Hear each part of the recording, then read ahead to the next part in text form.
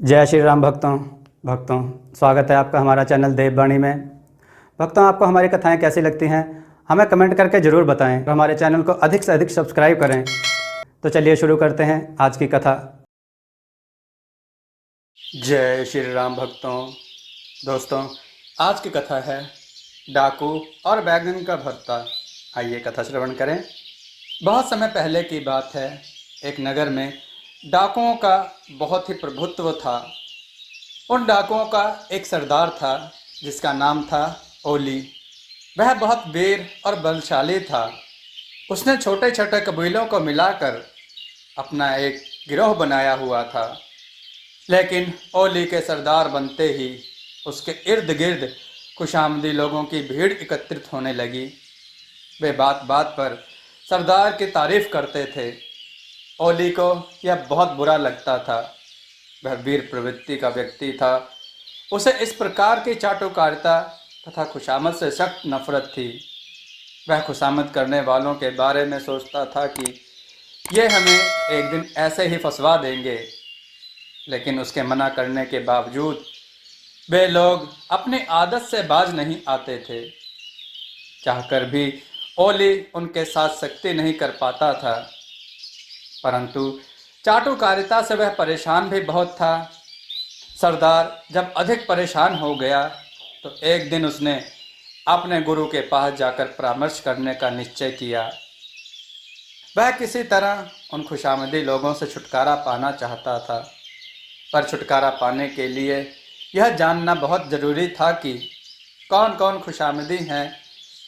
ऐसे लोगों का पता लगाने का उपाय सरदार ओली की समझ में नहीं आ रहा था। इसलिए उसने गुरु की शरण में जाने का निश्चय किया।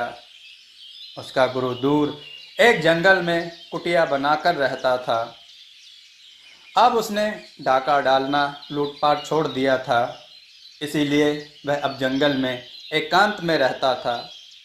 ओली ने उसके पास जाकर अपनी मनोव्यथा कह सुनाई।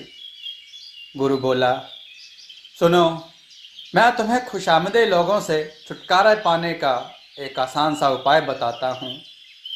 मेरी बात ध्यान से सुनना। गुरु की बात सुन ओली की खुशी का ठिकाना न रहा। उसने गुरु को प्रणाम किया और अपने गिरोह के पास लौट आया। अगले दिन सवेरे उसने नाश्ते में बैंगन का भरता बनाने का आदेश दिया। रसोइये ने बड़ी लगन से बैंगन का भरता बनाया और नाश्ते के समय सरदार के सम्मुख पेश कर दिया। भरता सचमुच स्वादिष्ट था। सरदार चाव से खाने लगा और खाते वक्त बीच बीच में तारीफ भी करता जाता। नाश्ते के कक्ष में सरदार के दरबार के कई खुशामदी लोग भी मौजूद थे। उन्होंने जब ओली को भुरते की तारीफ करते देखा तो भला वो कैसे चुप रहते। वे सब भी हाँ में हाँ मिलाने लगे। हाँ वीर सरदार, बैंगन का भरता बड़ा ही स्वादिष्ट होता है। इसके खाने से शरीर अधिक बलशाली होता है। एक दरबारी बैंगन के प्रशंसा के पुल बांधता हुआ बोला। ओली ने सुना तो उसके होठों पर मुस्कान थिरक आई। वह जोर जोर से खिलखिलाकर हंसने लगा। अन्य खुशामदियों ने हंसते देखा तो उनसे भी ना रहा गया। वे भी जोर जोर से हंसने लगे। ओली ने नाश्ता खत्म कर लिया और आराम से बैठ गया।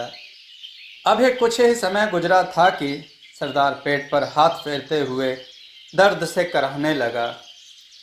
खुशामदियों ने अवसर अनुकूल पाया। वे पास खिसक आए और सहानुभूति पूर्वक पूछने लगे, है सरदार, आपको अचानक क्या हो गया?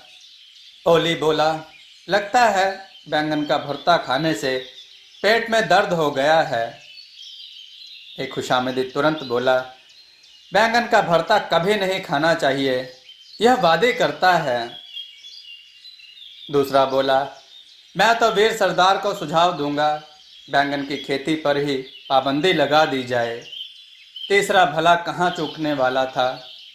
वह बोला, हाँ, बैंगन एक निकृष्ट सब्जी है।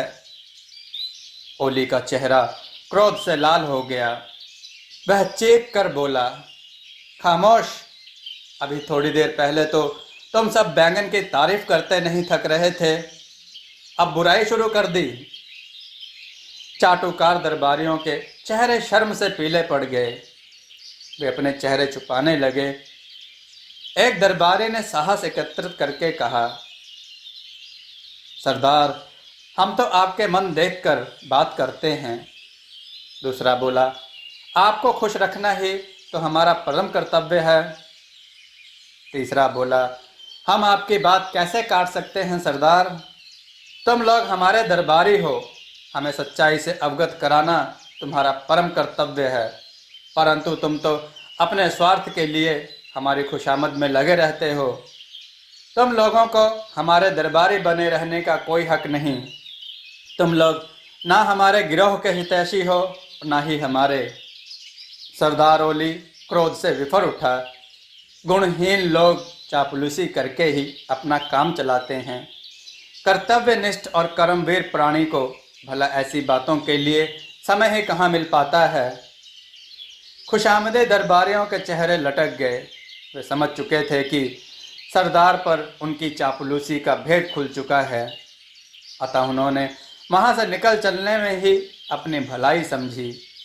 इस घटना के पश्चात सभी चापलूस और खुशामदी लोगों से सरदार को हमेशा हमेशा के लिए छुटकारा मिल गया। दोस्तों, आपको यह कथा कैसी लगी, अपने विचार और सुझाव कमेंट में जरूर दें। हमारी कथाओं को लाइक करें, हमारे चैनल को सब्सक्राइब करना न भूलें। हमारी कथाओं को शेयर जरूर करें, जिससे लोगों को अच्छा ज्ञान प्राप्त हो। जय श्री राम भक्तों।